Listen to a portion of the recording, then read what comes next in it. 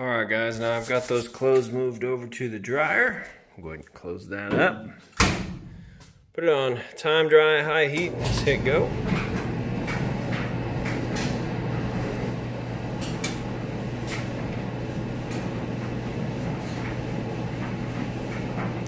Now it's a little louder because I don't have the vent on the back of it. I'm actually going to pause it and stick that vent on the back of it real quick.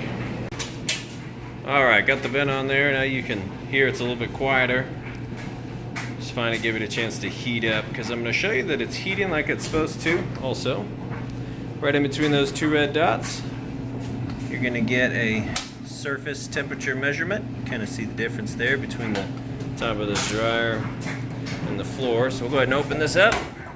And we're going to shoot it right inside the heating element tube. You see plenty of heat coming out of that tube there.